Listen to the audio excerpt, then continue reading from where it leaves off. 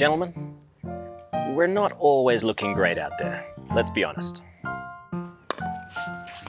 Hey there, little lady. Is that big old return of serve coming to get you? I'll protect you, don't you worry. It's Prince Third Ball Taker here to save the day. Oh, he's not coming over here again, is he? Who does he think he is? I'm not Cinderella, and he definitely isn't my Prince Charming. Don't you dare! You take that again, I will slap you! Chivalry died a slow and painful death in mixed doubles, and if all we have in our defense is muttering the words under our breath, well, do you want to play or do you want to win? Then something's wrong. We've got to make a change. Today we're going to take a look at a couple of key situations where the men's organization needs to get it together. Deciding on who should take the third ball can be tricky in doubles and in mixed. Many players simply don't feel comfortable trying to hit a drop or a drive off their backhand side, instead electing to call their partners in to use their forehand. This is perfectly reasonable, but before you go taking every third ball, ask your partner if they fall into this category. They may indeed have a better backhand than forehand, in which case allowing them to take the third ball will let you disconnect early and become a menace to your opponent's fourth ball. If your girl would really like you to take that third ball on a regular basis, then you're still going to have to deal with the occasional divorce ball. The one where no one knows who gets it. This is the ball that's coming so close to your partner that it's not clear if you can get it. Often leads to both players approaching the ball, neither one feeling comfortable verbally or non-verbally communicating who should play it. If you find this is happening to you a lot, then there's a couple of things you can do. Firstly, adjust your starting position so that the guy can cover more ground to protect the backhand side of the girl. Yes, his backhand side will become more exposed by this, but that is generally the lesser of two problems. Secondly, create a staggered position whereby the guy is a few feet in front of the girl, effectively giving him the first right of refusal. Visually, this will help the girl know what he's able to take and allow her to be in a great backup position if he fails. This can happen in almost any part of the court, but most commonly causes problems up at the kitchen.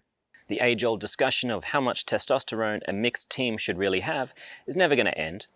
There'll always be passive men who find a way to succeed without the need to beat their chest after lighting a fire. However, unfortunately, those days seem to be few and far between. And the teams with more aggressive guys end up on the podium. One of the important positions for both players to be on the same page is protecting the left foot of the right side player, often the girl in mixed doubles. This applies to men's and women's doubles, but seems to be more of an issue in mixed. When a guy from Mars doesn't communicate well with a girl from Venus, then paddles are clashed and eyes are rolled. Both players need to recognize that this particular area is going to be a typical weak point for anyone, guy or girl.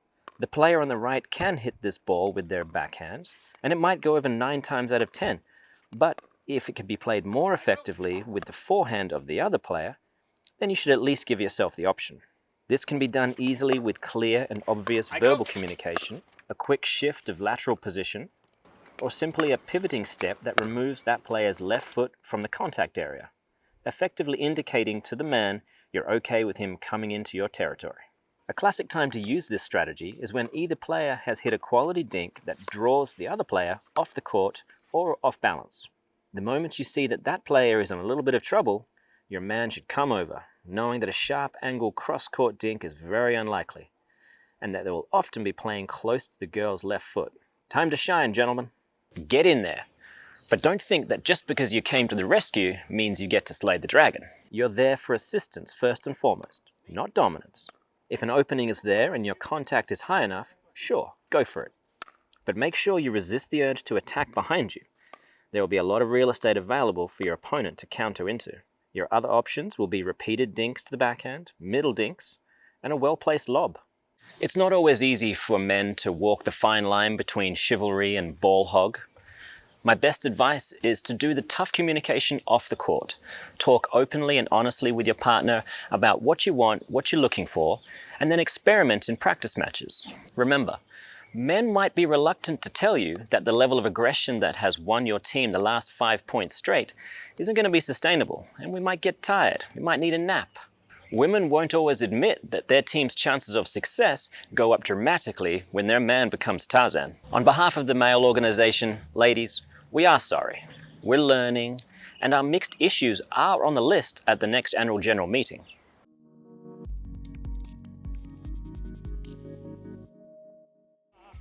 There'll always be men. That's too good.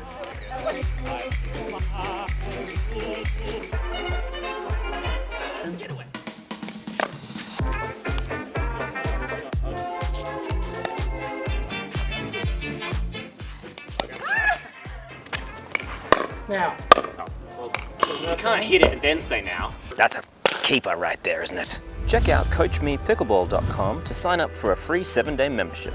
I'm not offering you a magic pill, and I can't win the matches for you. However, I have coached some of the best players in the world, and I've seen how the right techniques and the right strategies can elevate their game. I think I can do the same for you. So sign up today and see how I can help you get the W.